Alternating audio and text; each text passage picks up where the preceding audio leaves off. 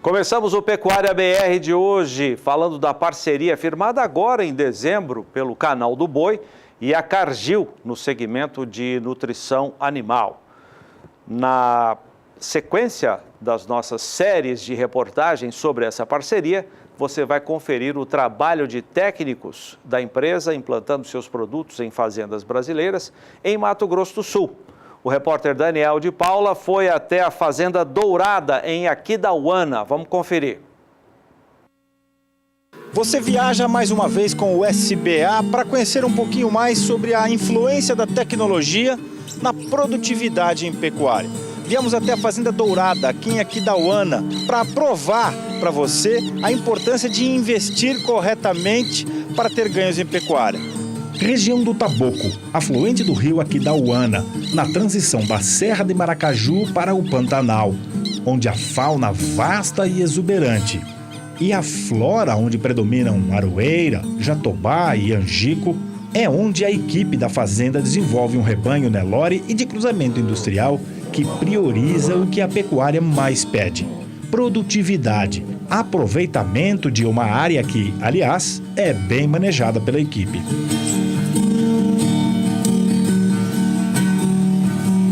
O rebanho desenvolvido por Nelson Fialho na Dourada é superior a 1.500 matrizes Nelore, entre as primíparas que se avolumam com cada vez mais precocidade, graças ao desafio vencido com o auxílio de uma nutrição que visa devolver a qualquer pecuarista o investimento feito em resultado. Uma dessas ferramentas utilizadas aqui é a inclusão do rebanho há 2 anos na companhia de melhoramento. O segundo é a nutrição, item fundamental para potencializar componentes como sanidade e genética, formadores do tripé que define uma pecuária bem feita.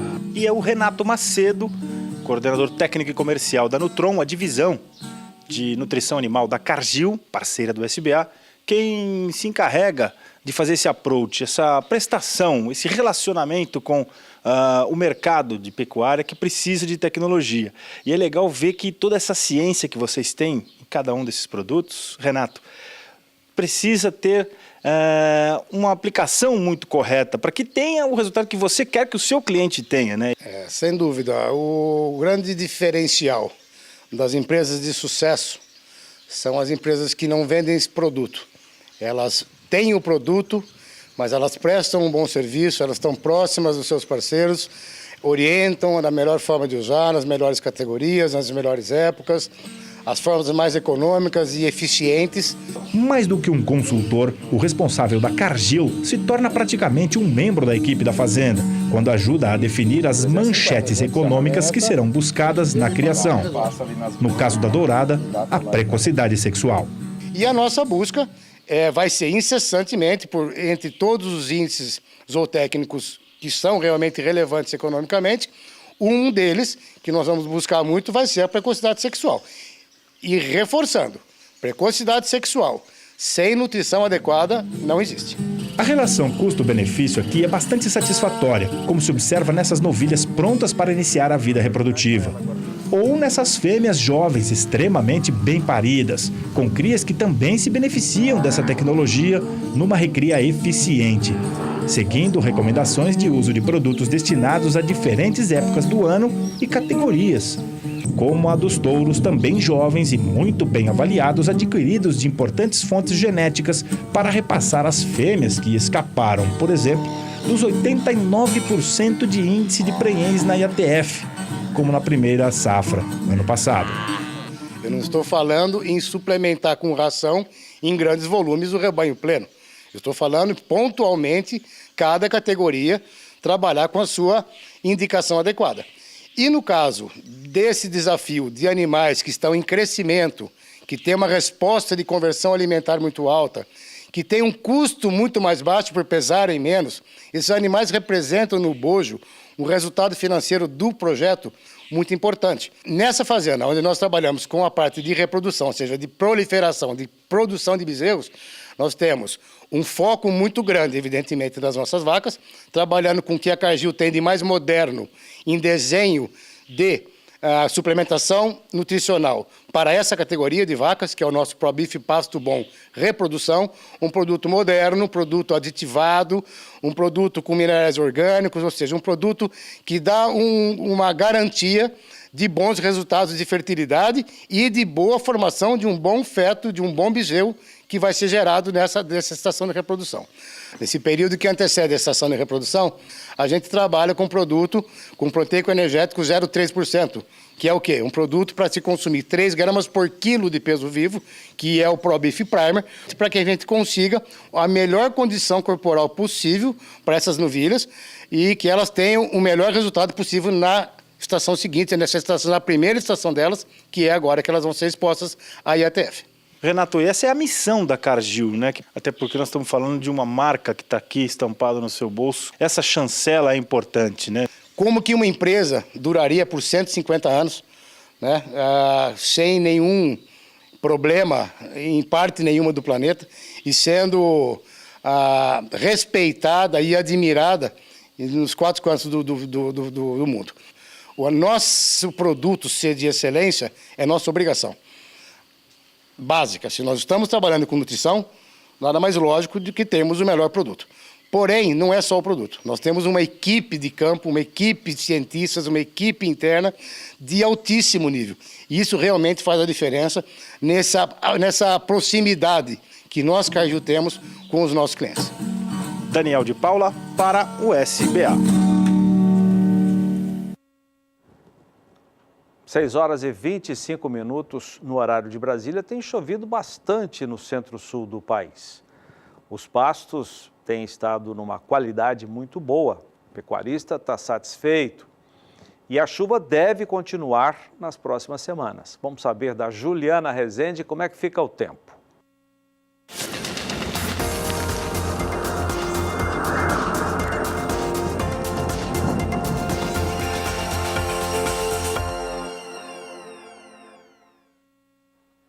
Com chuvas que devem seguir ganhando intensidade no centro-sul, o setor da pecuária ainda segue bastante otimista em relação ao crescimento dos pastos. Agora, a disponibilidade hídrica já aumentou ao longo dos últimos dias em algumas áreas aqui do Mato Grosso do Sul, São Paulo, até no Paraná. Então, grande parte do centro do país apresenta índices superiores a 90% de umidade no solo. Agora, nos próximos 5 dias, tem previsão de chuva forte ainda no centro-sul, justamente entre o Mato Grosso do Sul, Paraná, São Paulo, Minas Gerais e na maior parte do centro-sul do Brasil. Então tem previsão de chuva forte e com potencial para manter essa umidade do solo mais elevada. No decorrer da segunda semana, entre os dias 1º até o dia 5 de janeiro, as chuvas mais fortes dessa vez ainda seguem concentradas entre o Paraná, São Paulo e Mato Grosso do Sul, porém algumas instabilidades também conseguem garantir chuva mais forte no norte de Minas Gerais e no Espírito Santo. Então no decorrer das próximas semanas ainda tem previsão de chuvas, especialmente nessas áreas mais úmidas do centro-sul do Brasil. Já no decorrer da terceira semana, volta a chover com forte intensidade no Mato Grosso e Goiás, e nas demais áreas do centro-sul a chuva começa a perder um pouco mais de intensidade. Então, no decorrer das próximas semanas, até pelo menos o dia 10 do mês de janeiro, o cenário ainda é bastante otimista em relação ao setor da pecuária, porque tem previsão de chuva forte e abrangente na maior parte do centro-sul do Brasil. Com isso, os pastos vão manter bom ritmo de crescimento.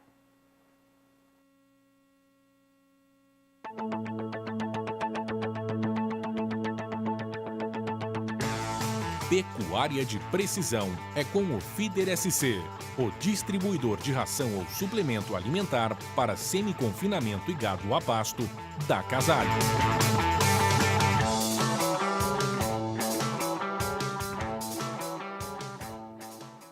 O Feeder SC é um equipamento voltado para pecuarista que faz uso da suplementação a pasto. Esse equipamento é extremamente importante para a atividade. O pecuarista que faz uso da suplementação a pasto, atualmente, ele é necessário que ele tenha o Feeder SC. O equipamento é um equipamento focado diretamente no pecuarista que faz suplementação a pasto. O produto, você começa a ter gestão de toda a dieta fornecida. O grande gargalo no ano de 2016 para a pecuária foi a dieta. Se você não tiver controle do carregamento, descarregamento, o que foi dado, começar a enxergar os seus erros, você não consegue ter eficiência na sua atividade. O feeder é dotado do sistema Geopack Control, o qual no final do dia você conecta o pendrive no GPS, que tem uma balança integrada, coloca no seu computador, através do Google Maps, você tem um mapa diário do trajeto que o seu funcionário fez, você vai ver aonde o operador errou, o que ele colocou a mais em cada praça de alimentação e se ele cumpriu o trajeto que foi proposto. O equipamento tem outras vantagens, além dessa gestão. A questão da durabilidade, que é uma tradição dos equipamentos Casale. O equipamento é inteirinho galvanizado a fogo, interno e externamente, com revestimento inox e células de carga superdimensionadas. Isso daí para garantir a eficiência, durabilidade e longevidade do equipamento, sendo assim uma garantia de investimento e um investimento seguro para o produtor que adquire o equipamento. Você tem um ganho operacional e o ganho na economia, você deixa de ter desperdício. Isso aí vai te ajudar a agregar lucratividade para você ter eficiência na sua atividade de pecuária. A suplementação a pasto hoje veio para ficar. O Brasil é um país tropical, onde se tem facilidade de produção de forragem. O custo da terra está muito alto, então o pecuarista se faz necessário intensificar a sua atividade. E a intensificação da pecuária passa pela Casale. No caso da extensiva, com o feeder você suplementando, você coloca mais animais por área e tem maior lucratividade.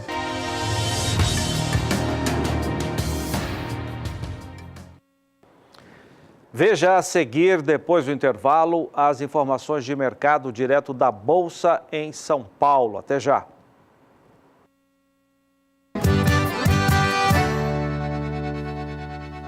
Seis horas e 32 minutos, o governo de Mato Grosso do Sul apresentou recentemente, na capital Campo Grande, o projeto da ferrovia transamericana, que vai ligar portos dos oceanos Atlântico e Pacífico. Essa ferrovia deve passar, segundo esse projeto, por Mato Grosso do Sul. O objetivo é fazer uma ligação entre as economias, principalmente do estado, com a Bolívia.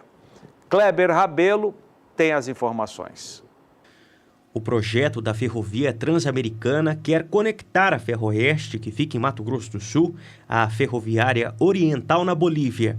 O objetivo de integrar as economias entre os países e reduzir a distância entre as regiões produtoras e os mercados consumidores nasceu a partir do consórcio de empresas que dependem dessa modalidade de transporte para exportação. Segundo o governador Reinaldo Azambuja, mais de 50% da mercadoria que Mato Grosso do Sul exporta vai para o mercado asiático. E a ferrovia transamericana vai representar economia nos custos com o escoamento de produtos como grãos, celulose e minérios. Com a ferrovia funcionando, vão ser reduzidos mais de 20 mil quilômetros de trajeto marítimo. Ou seja, através da ferrovia, os produtos vão chegar ao destino final 25 dias mais cedo. Eu já estive participando dessa discussão, inclusive com o presidente Michel Temer, que assinou com o presidente da Bolívia, o Evo, um tratado já dessa ferrovia. Eu acho que ela será o caminho mais viável, mais competitivo para escoar as nossas riquezas e para trazer riquezas também para o centro-oeste brasileiro, para potencializar as nossas importações e exportações. E agora nós temos um desenho realmente de um modal bem constituído, com cada um cumprindo o seu papel. E eu acho que daqui para frente a gente vai avançar bastante já na composição dos investimentos, na questão da participação da NTT, da concessão da Malha Oeste, que passa por essa ampla discussão. O primeiro passo para o início desse projeto é prorrogar a concessão ferroviária da Malha Oeste, que tem só mais 8 anos, por mais 30 anos. De acordo com o secretário da Semagro MS, esse é o melhor momento para sinalizar investimentos para a Ferroeste, que chegou a ser desativada em 2015. Nós estamos há 3 anos trabalhando na questão da revitalização da antiga Ferroeste. Os senhores lembram que essa ferrovia ela chegou a ser desativada. Nós conseguimos reativar, hoje ela está operacional em todo o seu trecho, ainda com uma estrutura precária, Mas hoje nós estamos apresentando o projeto, nós chegamos talvez na melhor hipótese que nós podíamos ter do projeto. O projeto está com a demanda toda levantada, o projeto hoje já tem uma possibilidade de investidores internacionais, nós conseguimos levar o projeto da Ferroeste para a PPI, que é a parceria pública-privada do governo federal, assinamos um acordo com a Bolívia, que é onde a Bolívia vai participar societariamente nessa ferrovia, então ela deixou de ser uma ferrovia do Mato Grosso do Sul, ela passou a ser uma ferrovia do Brasil, ligando desde o Peru até o Porto de Santos. Então acho que nós nunca tivemos no melhor momento para sinalizar investimento, mas é uma questão de longo prazo ainda, nós não vamos iniciar essa obra amanhã, nós vamos manter ela operacional e nesse momento nós estamos definindo como fazer essa prorrogação da concessão, que ela só tem mais 8 anos, ela precisa ter mais 30 e buscar investidores. O investimento para a conclusão do projeto varia entre 1 e 2 bilhões de reais. A Malha Oeste vai ser reaproveitada e deve passar por uma revitalização. Aqui é previsto, primeiro, uma recuperação da Malha Oeste. Isso já faz parte aí de um desenho retificado de algumas curvas, algum traçado, troca de trilhos, troca dos dormentes, melhoria da condição dessa ferrovia, pontilhões, lugares onde o trilho já foi até praticamente destruído. Então eu acho que agora é uma composição que nós vamos fazer para que a gente possa realmente ter essa competitividade.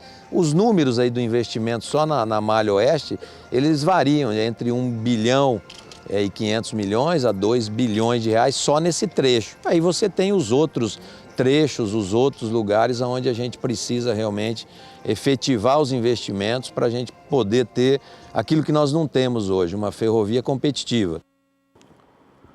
Depois de alguns dias, em função do feriado de Natal, hoje foram retomados os negócios na Bolsa em São Paulo. E o mercado financeiro seguiu o que aconteceu hoje no cenário internacional e o dólar terminou o dia em queda. Vamos à Bolsa com a Sara Kirchhoff, que tem os números. Boa noite, Sara. Boa noite, Zaidan. Boa noite a todos. Pois é, em um dia de lentidão nos negócios nesse pós-feriado, o dólar perdeu força frente a diversas moedas e também frente ao real, como você bem colocou. Em comparação com o real, nesta terça-feira, a moeda norte-americana caiu 0,62%, uma queda acima de 0,5% para o dólar comercial nesta terça-feira, que encerra o dia aos R$ 3,31 mais 40. Esse é o fechamento do dólar para hoje, quinta-feira, 26 de dezembro. Do dólar, eu já passo para o milho no mercado físico, conforme o indicador CPEA. No último levantamento diário do Centro de Estudos Avançados em Economia Aplicada, a saca de 60 quilos de milho aqui no Brasil aparecia por R$ 33,26. E hoje, então, depois dessa alta, o milho passou para R$ 33,53 a saca no indicador CPEA, mercado físico. O milho que vem acumulando uma alta significativa ao longo do mês de dezembro, que chega perto dos 10% no levantamento mensal. Do mercado físico, passamos para o mercado futuro. Hoje o milho subiu na Bolsa de Chicago, mas aqui no Brasil ele teve queda nos principais contratos, como a gente acompanha na tela. Os contratos com entrega em janeiro caíram quase 0,5% nesta terça-feira. E a saca, que vinha em R$ 33,14, passou para R$ 32,99 no ajuste atual e ficou ainda abaixo nos últimos negócios.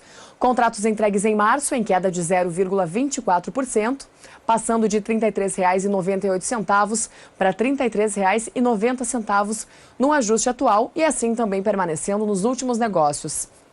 Contratos entregues em maio, o único contrato em alta hoje dos principais para o mercado do milho, aqui na B3 em São Paulo, uma alta de 0,42%. E no ajuste atual, o valor da saca aparece por R$ 33,73, caindo 3 centavos nos últimos negócios. Por último, contratos entregues em setembro de 2018, em queda de 0,31%. O valor da saca no ajuste atual para setembro de 2018 aparece por R$ 32,20 e assim também permanece nos últimos negócios. Esse foi então o fechamento do milho e do dólar para esta terça-feira pós-feriado de Natal. Zaidan, é com você. Valeu, Sara. Obrigado. Até já. Veja o preço do milho em todo o país.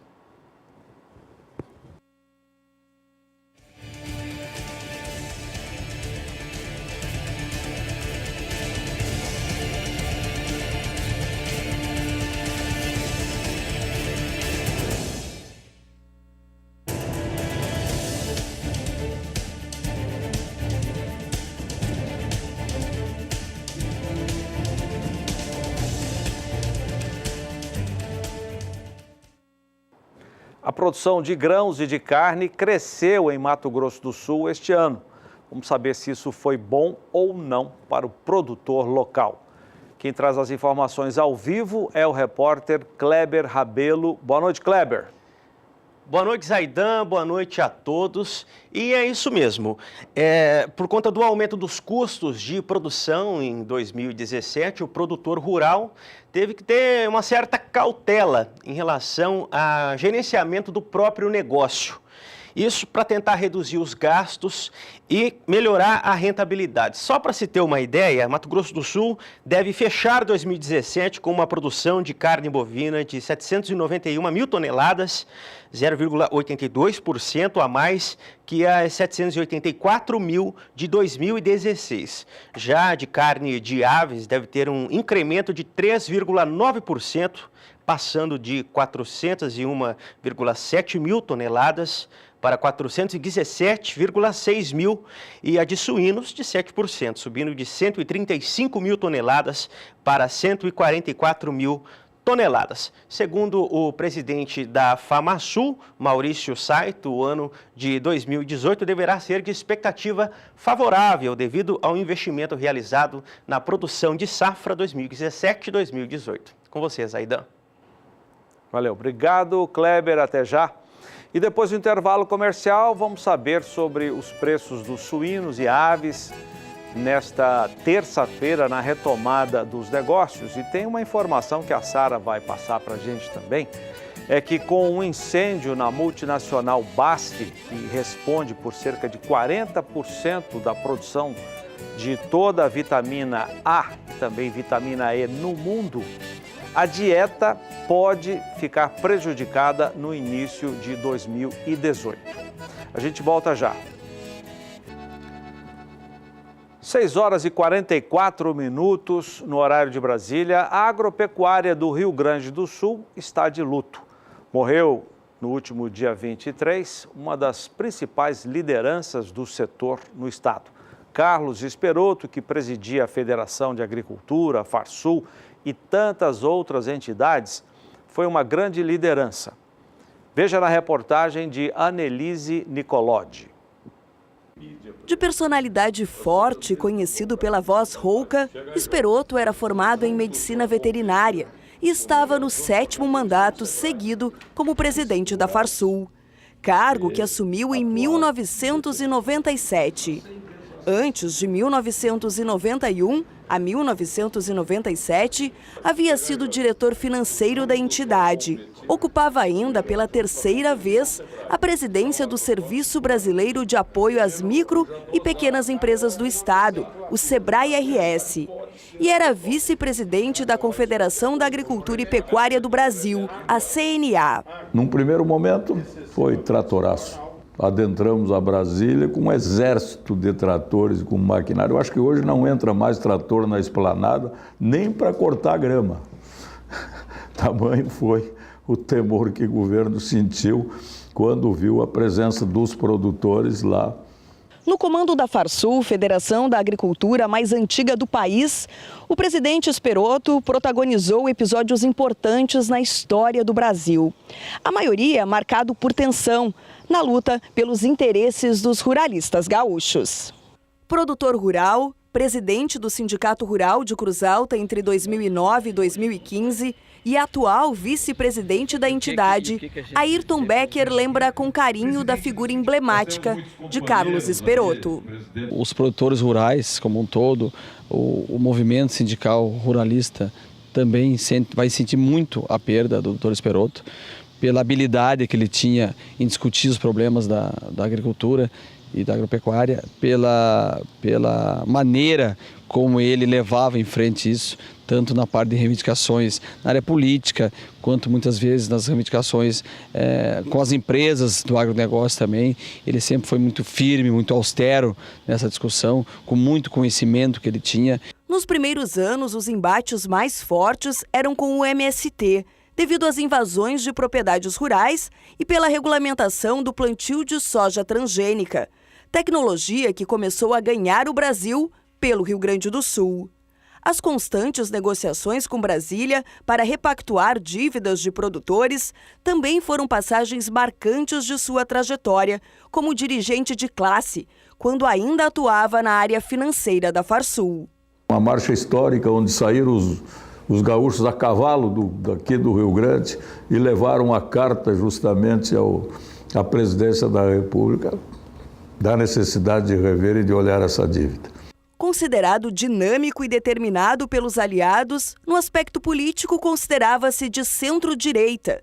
Por isso, ideias ligadas à esquerda eram combatidas com opiniões, discursos e ações contundentes. Em sua atuação no setor rural, foi ainda criador do Programa Nacional de Tipificação de Carcaças Ovinas, fundador e presidente da Federação Brasileira de Criadores de Ovinos de Carne, presidente da Associação Brasileira de Criadores de Téxtil, conselheiro da Cotrijuí e diretor dos Sindicatos Rurais de Santo Augusto e Ijuí. Era também representante da CNA na Federação das Associações Rurais do Mercosul, conhecida como Grupo Farm, e membro de diversos grupos técnicos e setoriais ligados à agropecuária. E daqui começou a crescer e começar a abrir fronteiras agrícolas nesse Brasil.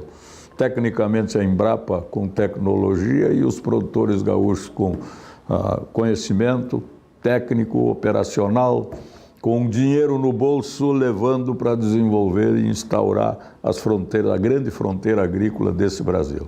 E o Brasil sabe disso.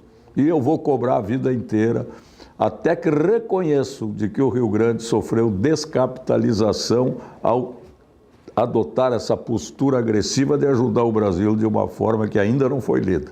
Podemos dizer sim, se hoje somos uma potência agrícola neste Brasil, somos porque a tecnologia disponibilizada, em menos de 6 meses, ela está inserida nas lavouras, nas nossas máquinas, nas nossas lavouras, dando resultado. E é por isso que ousamos hoje estar a competir com os maiores produtores do mundo em termos de qualidade e volume de produção e resultados. Com a morte de Esperoto, o veterinário Gedeão Silveira Pereira, de 68 anos, será o novo presidente da Federação de Agricultura do Rio Grande do Sul, instituição da qual é o atual primeiro vice-presidente. Natural de Bagé, Gedeão é proprietário e administrador da Estância Santa Maria e de outras 4 estâncias. É criador de gado da raça Hereford e agricultor. Ele ficará pelo menos 1 ano no cargo, com mandato que termina em dezembro de 2018, quando então a entidade deve fazer nova eleição presidencial. Natural de Palmeira das Missões, no norte do Rio Grande do Sul, Carlos Rivassi Esperoto tinha 79 anos e lutava contra um câncer de esôfago desde 2016. Após 7 dias hospitalizado, Esperoto morreu neste sábado, 23 de dezembro. Ele deixa a mulher Mariana, 4 filhos, 3 netos e um legado de luta em favor da classe produtora.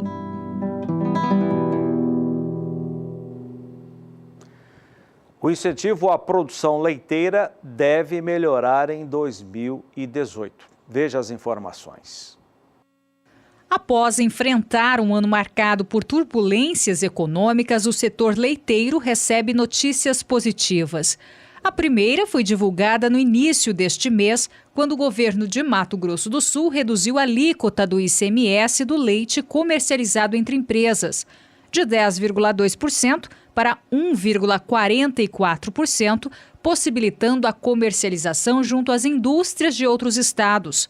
A segunda notícia positiva foi divulgada pelo ministro da Agricultura, Blairo Maggi, afirmando que o governo federal planeja uma intervenção no mercado a partir de 2018, que inclui desde a ampliação de compras governamentais nas cooperativas até a atuação da Companhia Nacional de Abastecimento, a CONAB, a fim de atuar na compra e distribuição do produto através do Programa de Aquisição de Alimentos.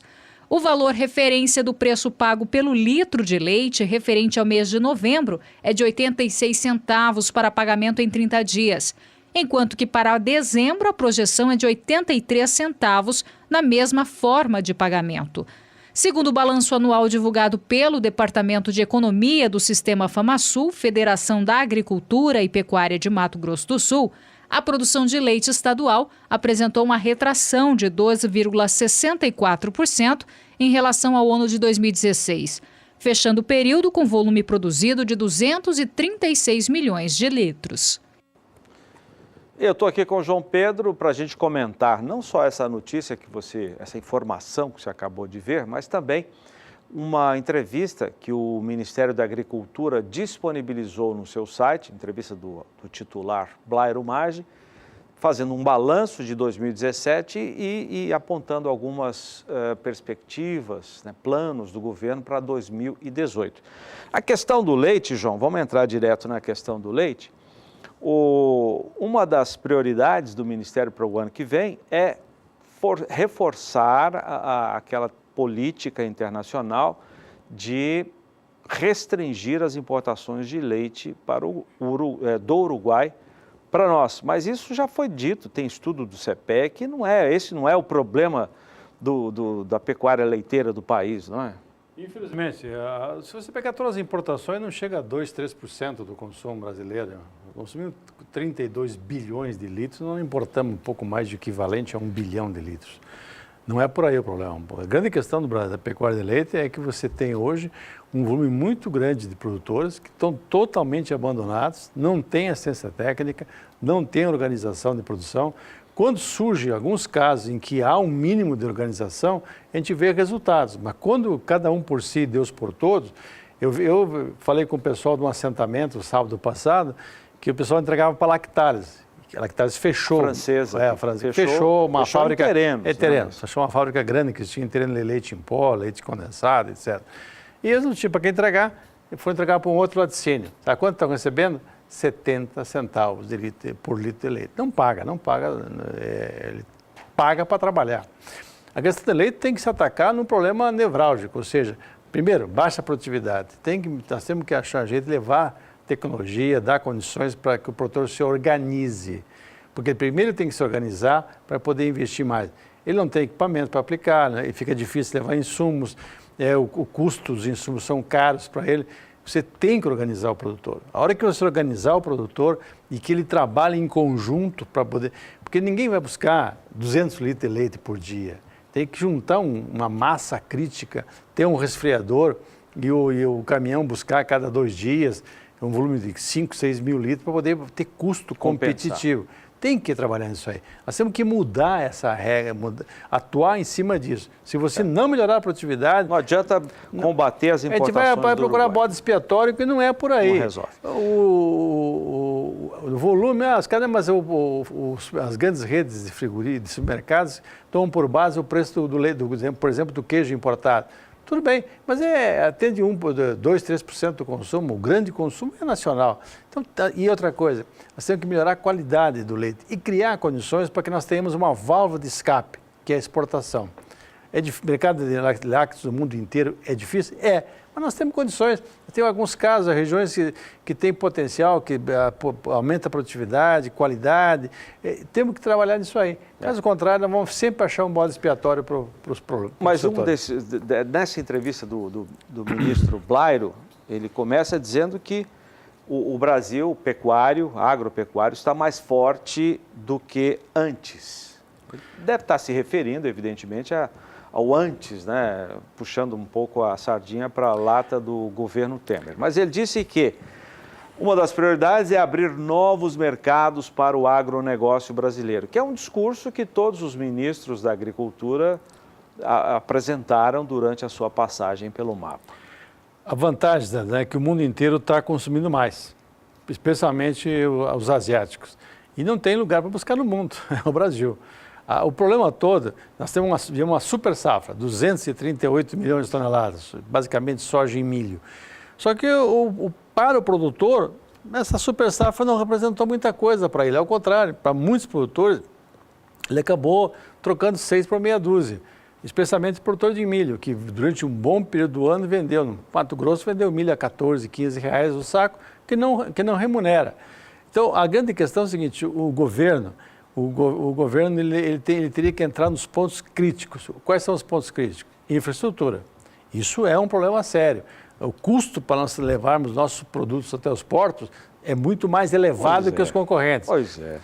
Nós temos que, quando você fala como é que entra arroz do Mercosul, como é que entra leite, porque os custos do Mercosul são menores na Argentina, no Uruguai, no Paraguai que no Brasil.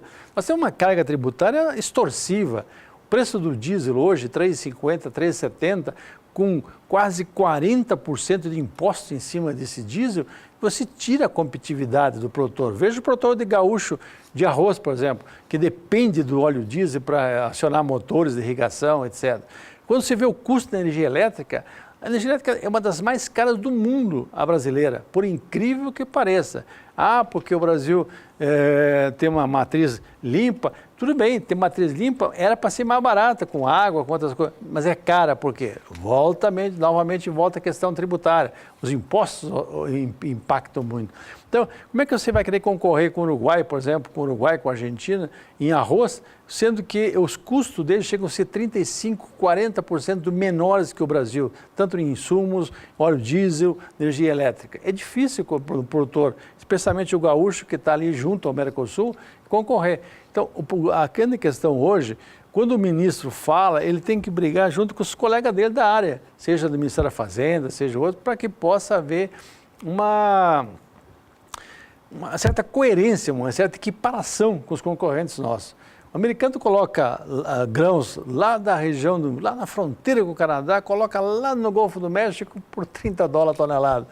Uma distância mais ou menos igual de Sorriso até o Porto de Santos. Só que o Mato Grossense gasta quase $95 para levar. Mais de 3 vezes. Mais de 3 vezes. Então, essas questões que atrapalham.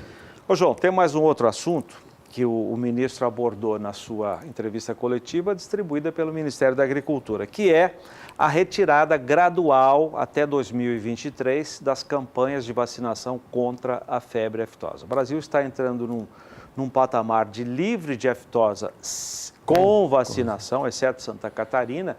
Isso já está sendo reconhecido internacionalmente. E agora, a partir desse reconhecimento, o Brasil vai começar pelos estados de Rondônia, estados do norte, serão blocos, né, que terão essa retirada gradual, começando pelo norte, a acabar com a vacinação de febre aftosa. Muita gente ainda acha isso temeroso, João. Isso já começa agora, em 2018. Nós temos algumas ações que estão sendo feitas agora, esperamos que dê resultado. Primeiro, a questão dos adjuvantes que usem nas vacinas, que deu problema de formação de abscesso, parece que eles vão reduzir a partir, não da agora, da próxima vacina, mas do ano que vem, no fim, acho que possivelmente no fim do ano que vem, 2018, trazer de 5 para 2 ml por dose. Só que as questões hoje passam, essa questão da vacinação, também para os demais países da América do Sul. Ou seja, nós temos que ter cuidado na Venezuela, na Bolívia, no Paraguai, tem que fazer um trabalho integrado, ou seja, praticamente todos os países da América do Sul trabalhar para combater a febre aftosa, porque vai que nós suspendamos o uso da vacinação. Lógico, não vai ser de uma medida, a previsão é até 2023 acontecer isso, vai ser gradual. Mas vamos lá, se acontece num país vizinho nosso, como é que fica a situação?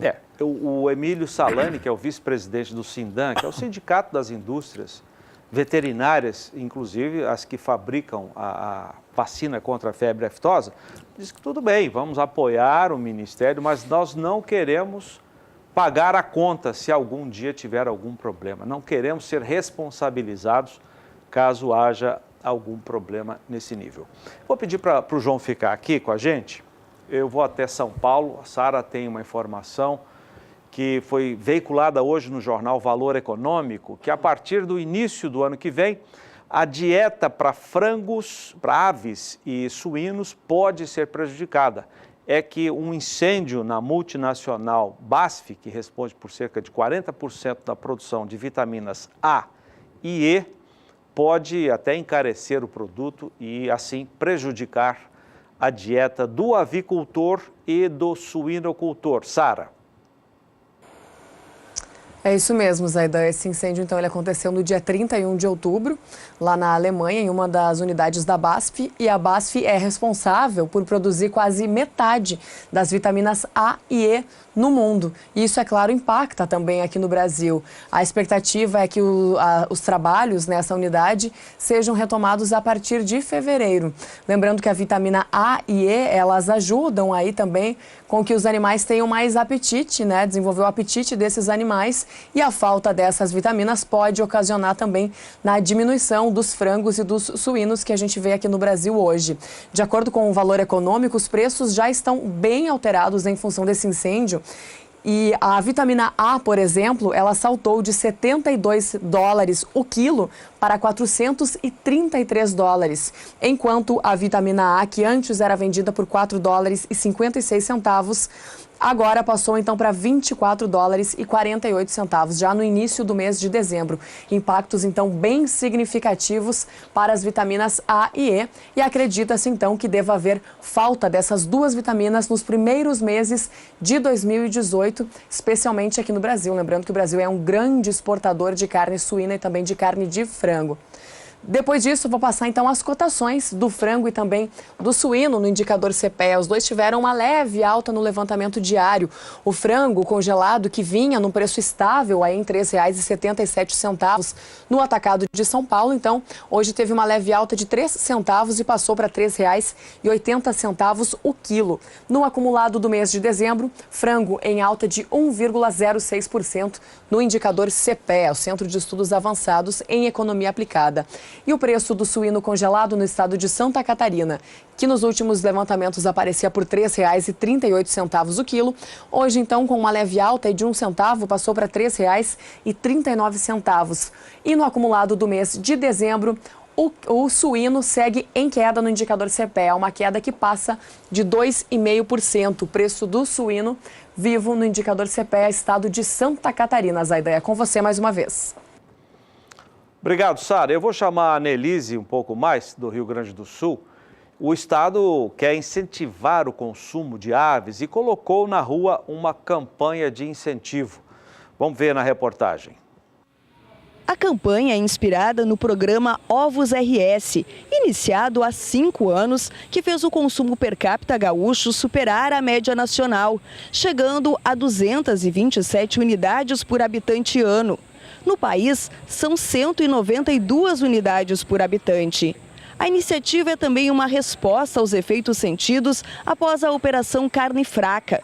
A carne de frango é a mais consumida no Brasil, 42 quilos per capita.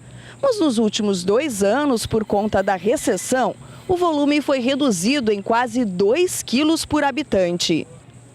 A avicultura do Rio Grande do Sul, terceira maior produtora e exportadora do Brasil, deve encerrar o ano com 817 milhões de aves abatidas. Uma pequena queda de 0,85% em relação ao ano anterior. Já a exportação de carne de frango vai fechar o ano com um volume superior a 741 mil toneladas. É praticamente o mesmo volume de 2016. A exportação de ovos, tanto processados quanto in natura, deve alcançar quase 2 mil toneladas, com queda de aproximadamente 44% em relação ao ano anterior. A campanha da Asgave quer, sobretudo, valorizar a qualidade da carne de frango, que tem baixo teor de gordura e alta taxa de proteína. A oferta de bovinos deve aumentar em 2018. Isso a gente já mostrou aqui, alguns analistas têm apresentado. Há controvérsias também, tem gente que acha que não. Mas vamos conferir a opinião do analista da Scott Consultoria. Quem tem as informações é, mais uma vez, o nosso companheiro Kleber Rabelo. Kleber. Os animais que ficaram fora do confinamento em 2017 e um descarte maior das fêmeas em decorrência da queda do preço dos bezerros, a expectativa é de fato de oferta maior para o primeiro semestre de 2018. Segundo a Scott Consultoria, o início do ano que vem também poderá ter uma concentração de oferta em meados de janeiro e fevereiro, já que o atraso das chuvas também deve atrasar a saída de bois. Ainda há animais a serem terminados em confinamento que também podem aparecer no início do ano. Esse fator pode ser amenizado por uma expectativa de uma melhor demanda em função da economia, mas o primeiro semestre tem tipicamente uma demanda mais fraca.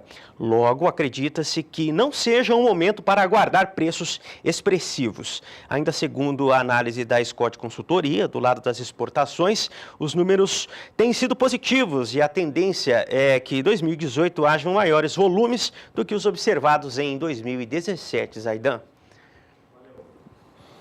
Obrigado, Kleber. Eu volto com o João Pedro aqui. O que você acha dessa análise, João? Zaidan, aqui tem mais animais? Tem. Você houve uma retenção nos últimos 3, 4 anos de fêmeas, até 2010, início, metade de 2016. A partir daí, agora, esses animais estão prontos, vai haver um descarte, o preço do bezerro está baixo, o custo subiu. É natural que o criador vai começar a desovar, ele vai fazer uma seleção, vai colocar mais fêmea para abate. E vai voltar a figura do recriador e engordador de novilha, que em 2015, 2014, 2015, praticamente desapareceu em função de que a novilha na cria valia mais do que no gancho. Hoje inverteu o processo. Mas também você está vendo um aumento de consumo, isso é muito positivo. Você está vendo um aumento de consumo tanto no mercado interno como as exportações. Então, se nós trabalharmos com essa hipótese de que o mercado e as exportações continuem com certo vigor, como aconteceu no segundo semestre de 2017, e o mercado interno demonstrando esse apetite por carne, eu creio que todo esse possível aumento de oferta será absorvido pelo mercado sem causar grandes impactos no preço do tanto do boi como da vaca. E o produtor também está sabendo, ele sabe que ele não pode vender por qualquer preço, ele tem que ter um mínimo para remunerar o seu negócio. Quando os frigoríficos trabalham com essa pressão para tentar reduzir o custo, seja do boi ou da vaca, você vê uma retração e as escalas em curto eles voltam a comprar por um preço um pouco mais justo, né? Então eu creio que esse primeiro trimestre do ano que vem, você vai ver um certo equilíbrio entre oferta e demanda. A demanda continua forte e também esperamos que a exportação se apresente números bem melhores que o primeiro trimestre de 2017. Valeu, obrigado, João. Bom trabalho. Intervalo comercial, daqui a pouquinho, a análise e os preços do bezerro e do boi nesta terça-feira. Até já. 7h12, o Brasil vai iniciar a exportação de embriões de bovinos fecundados in vitro. Kleber Rabelo.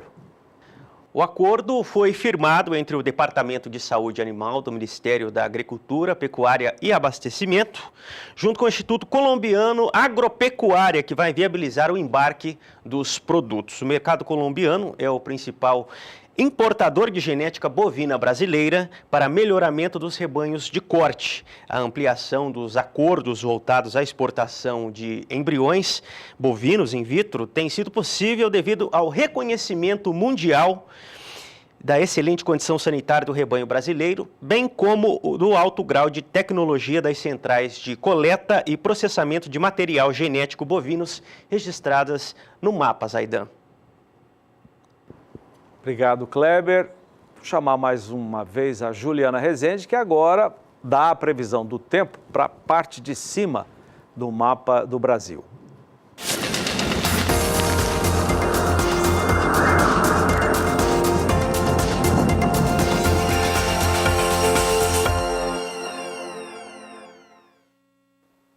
Na Nas próximas semanas tem previsão de chuva forte na região nordeste. Não vai ser uma chuva muito volumosa e também abrangente, mas dessa vez as condições hídricas do solo ainda devem seguir um pouco mais elevadas a fim de manter boas condições para o crescimento dos pastos. Agora a disponibilidade hídrica do solo ainda segue bastante elevada na região norte, porque na região nordeste, devido ao tempo seco dos últimos dias, as instabilidades mais fracas acabaram diminuindo a disponibilidade hídrica do solo, que agora fica em torno de 60% até 70% nas áreas mais ao sul e no oeste da região.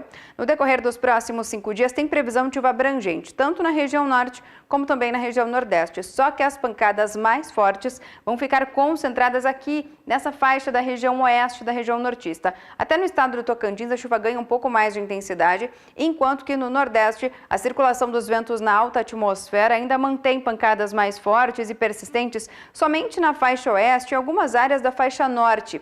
Porém, essa mesma circulação dos ventos acaba inibindo a formação de nuvens de chuva aqui nas áreas mais claras do nordeste. Mas esse tempo seco não dura muito, porque durante a segunda semana o cenário começa a ser bastante otimista em relação ao setor da pecuária. Volta a chover e com forte intensidade aqui nas áreas mais ao sul da Bahia, alcançando até o Tocantins, sul do Maranhão e Piauí. E dessa vez a chuva é forte, acumulados em torno de 70 milímetros para apenas 5 dias. Isso vai ocorrer por conta de instabilidades no alto da atmosfera que acabam ganhando intensidade e por conta disso tem potencial para aumentar o acumulado de chuva. No decorrer da terceira semana, essa chuva já começa a perder intensidade. Então volta a chover de maneira mais forte no Nordeste, só que essa chuva forte não dura muito tempo.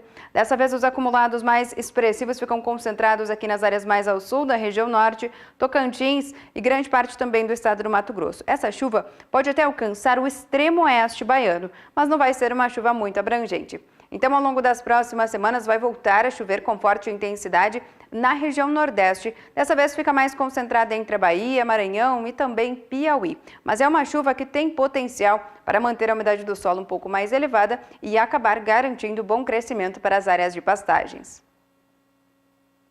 A União Europeia anunciou recentemente que a partir de janeiro agora vai suspender as importações de pescados do Brasil.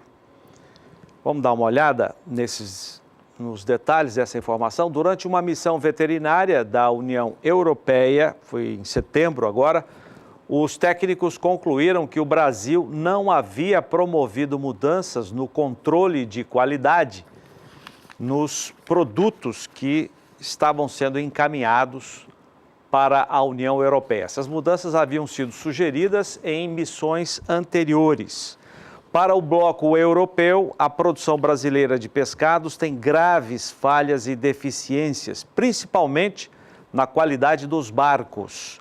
A suspensão deve atingir 67 empresas exportadoras e pelo menos 2 barcos pesqueiros. E hoje em Brasília, o Ministério da Agricultura determinou, talvez até antecipando um pouco, ou para evitar isso, determinou a suspensão também a partir de janeiro dos embarques de pescados produzidos aqui. O Odacil Canepa tem as informações. A suspensão foi anunciada nesta terça-feira pela Secretaria de Defesa Agropecuária do Ministério da Agricultura em Brasília. Segundo os técnicos, a decisão é para evitar uma possível suspensão unilateral da União Europeia aos produtos brasileiros. Entre as principais exigências do mercado europeu é quanto às regras sanitárias do peixe capturado no Brasil. Em 2016, o Brasil exportou 33 milhões de dólares em pescado. Neste ano, até o final de novembro, os números já somaram 21 milhões e 800 mil dólares, segundo o Ministério da Agricultura. Odacil Canepa para o SBA. E agora a análise de mercado do boi gordo desta terça-feira, um dia parado, como era de se esperar. Vamos conferir com os analistas da Scott Consultoria. Olá a todos. O cenário é de lentidão no mercado do boi gordo nesta terça-feira, 26 de dezembro de 2017. A gente observa o pouco interesse do lado vendedor e também do lado comprador. E esse cenário resulta em instabilidade na maioria das praças pesquisadas aqui na Scott Consultoria. Entre as praças que tiveram alteração, que foram 3, o destaque ficou para Paragominas, no Pará, onde a necessidade de alongar as escalas e a baixa oferta de animais terminados resultou em valorização nessa terça-feira. No mercado atacadista de carne bovina com osso, o boi casado de animais castrados ficou cotado em R$ 9,98 o quilo. Bom, por hoje é só. Eu sou Isabela Camargo, zootecnista e consultora de mercado da Scott Consultoria. Um abraço a todos e até a próxima. Um abraço, obrigado. E agora vamos voltar à Bolsa em São Paulo. Hoje, na retomada dos negócios, as ações de frigoríficos, JBS, Minerva, e de empresas varejistas que atuam no segmento de carnes tiveram um destaque positivo. Como é que foi o dia aí, Sara? Pois é, Zaida, na volta do feriado, como já era esperado, as ações aí das empresas acabaram subindo, né? Tanto da JBS quanto da Marfrig, como a gente vai acompanhar aqui no painel. As ações da JBS hoje tiveram uma alta importante aqui no índice Bovespa, o principal índice da Bolsa de Valores de São Paulo, com uma valorização de 3,37%, passaram para R$ 9,49. Essa é a ação da JBS. E as ações da Marfrig tiveram uma alta de 2,75%, passando para R$ 7,08 o papel. Duas altas importantes hoje do índice Bovespa, como eu falei, o principal índice da Bolsa de Valores de São Paulo. Agora eu vou passar para o mercado do bezerro, no indicador CPEA para esta terça-feira, que hoje teve uma queda. O preço do bezerro por cabeça, que aparecia por R$ 1.195,56 no último levantamento diário do CPEA, hoje teve uma queda de quase 2%, 1,8% de queda para o bezerro no mercado físico, e com isso ele passou para R$ 1.174,04 o preço do bezerro por cabeça no estado de Mato Grosso do Sul. No acumulado do mês de dezembro, queda também para o bezerro no mercado físico, uma queda de 1,07%. Já o boi gordo no mercado físico também teve um dia de queda hoje. Aqui no estado de São Paulo, o valor da arroba, que aparecia em R$ 146,85, caiu R$ 1,05, caiu para R$ 145,80 aqui no estado de São Paulo, uma queda de 0,72% no dia e de 1,07% no acumulado do mês. Para encerrar, boi gordo no mercado futuro, nesta terça-feira, os principais contratos tiveram alta hoje, com exceção ao contrato de dezembro, que caiu 0,2%, e o valor da arroba caiu 30 centavos, passou para R$ 147,05 no ajuste atual, caindo mais 5 centavos nos últimos negócios. Os contratos de janeiro, fevereiro e outubro, mês referência no mercado do boi gordo, tiveram alta hoje aqui na B3 em São Paulo, na Bolsa de Valores Brasil, Bolsa Balcão. Com isso eu encerro minha participação por aqui. Zaida, é com você. Sara, muito obrigado. Até amanhã. Bom, vamos ver os preços de uma boiada comum negociados hoje, como já foi dito, um dia de pouquíssimos negócios, como era de se esperar. Os números à vista, apurados pela Scott Consultoria, começando pelo Sul. Alta de 50 centavos na arroba no Paraná. Nas outras praças, sem mudanças. Na região Norte, uma alta de R$1 em Paragominas. Na região Nordeste, não teve alteração de preços. No Centro-Oeste, uma queda de 50 centavos na arroba em Campo Grande. Nas praças de Mato Grosso, também sem alteração de preços. O mesmo aconteceu na região sudeste do país. Dá uma olhada nos números. Agora, os preços de uma boiada de bom acabamento de carcaça com boa logística, que são apurados pela Rural Business. Vamos começar também pelo Sul. Dá uma olhada nas três praças. Não teve alteração de preços nesta terça-feira na retomada dos negócios. Vamos para a região Sudeste, também sem alteração. Região Norte. Você está vendo aí os números sem alteração de preços. Aliás, já vou antecipar, em nenhuma região teve alteração de preços, segundo a Rural Business. Vamos para a região Centro-Oeste. Agora, a região Sudeste. E você quer saber quais são os touros do dia, então vamos chamar o Adriano Idival.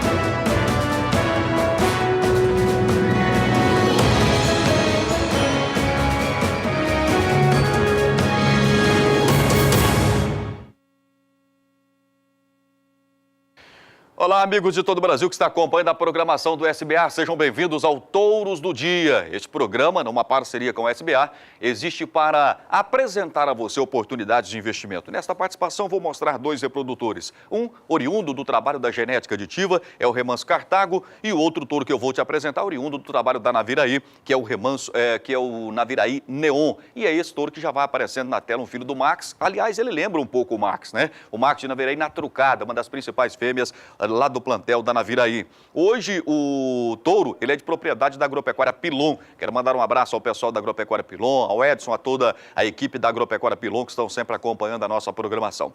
Max na trucada. Esse touro aí, ó, que eu estou apresentando para você, ele é top 0,5%. É isso mesmo, top 0,5%, touro muito indicado para produzir desmama pesada, animais ao sobre-ano e ganhadores de peso. Para quem quer trabalhar com reposição, Neon se destaca para características de idade ao primeiro parto e também ele é destaque no PMGZ, sendo top 1% no PMGZ. Neon é filho de uma das melhores vacas da Naviraí trucada, mãe de mais de 10 touros de central. Neon possui uma carcaça moderna, touro muito musculoso, você está vendo isso na sua progênie que ele é capaz de produzir também, né? Transmite essas características para os seus filhos e filhas, né? Como eu estou mostrando no vídeo, você está vendo aí. Produziu o Raja FIV de Naviraí, nova incorporação da Semex, bezerro top 1%, destaque no leilão Naviraí de maio de 2017. Então, ou seja, estou mostrando um touro que traz toda essa genética Naviraí, todo esse trabalho, e é um touro destaque lá da Semex também. R$20 a dose, através do telefone 479-9195-3297, você vai adquirir. Lembrando que pode até parcelar. A parcelinha mínima não pode ser inferior a R$300. Vamos mostrar mais um touro agora, oriundo do trabalho da genética aditiva, é o Remanso Cartago, já aparece na tela. Ele é da genética aditiva agropecuária. O pedigree desse touro, ele é Sagres, em vaca Quark da Colonial, né? A genética aditiva, para quem, eu acho que o Brasil todo conhece, sabe muito bem o trabalho de seleção voltado para fertilidade, precocidade, carcaça, ótimas avaliações em 3 sumários. Eu acho que a genética aditiva unificou os 3 sumários, eu acho que pode falar dessa forma. Hoje ela está muito bem colocada na NCP, está muito bem colocada no PMGZ e está extremamente bem colocada no GM Plus também. Então esse touro, ele no PMGZ ele é top 0,1, na NCP ele é top 0,5%, na Embrapa ele é top 0,1 também, ou seja, o melhor a cada 1000 touros. Um dos reprodutores mais comercializados em 2016 e 2017, utilizados em plantéis comerciais e plantéis de avaliação como da Fazenda Veracruz, Bom Sucesso, São Lucas, Santanice, reserva absoluta da genética aditiva, utilizado na estação de monta 2015-16 e reutilizado novamente na estação de monta 2016-2017, porque deu um bom resultado. Resultado de ultrassonografia comprova o seu rendimento e acabamento de carcaça com um ratio de 0,56, marmoreio 3,4, gordura subcutânea com mais de 8 milímetros, 8,51 para ser mais preciso. Touro precoce, produziu sêmen precocemente. Produz fêmeas que entram em reprodução mais cedo, macho com bom rendimento e bom acabamento de carcaça e também muito precoce, um touro para a produção de carne com qualidade, um dos campeões de fertilidade com resultado acima de 55% em mais de 15 mil IATFs em 2016 e 2017. O touro é o seguinte, meu amigo, bateu, pegou, ele está à venda a R$21, pacote com 100 doses, no 479-9195, 3297, você faz as suas aquisições ou procure um representante da Semex próximo de você, acessando o nosso endereço eletrônico também. Então são esses touros que nós vamos falar nesta participação. Lembrando que no decorrer da programação, sempre nós estaremos apresentando a você oportunidade de investimento. Lembre-se, a Semex está sempre ao lado de quem produz para que você possa produzir e obter um resultado satisfatório. Um abraço a todos e até uma outra oportunidade, querendo Deus. Obrigado, Adriano. E o Pecuária BR fica por aqui. Muito obrigado pela sua audiência. Voltaremos amanhã às 6h15 no horário de Brasília, aqui pelo Canal do Boi. Na sequência, Renato Lapenta traz a receita do dia no Brasil Gourmet. E depois a Renata Ferreira apresenta o Na Batida do Martelo. Até amanhã.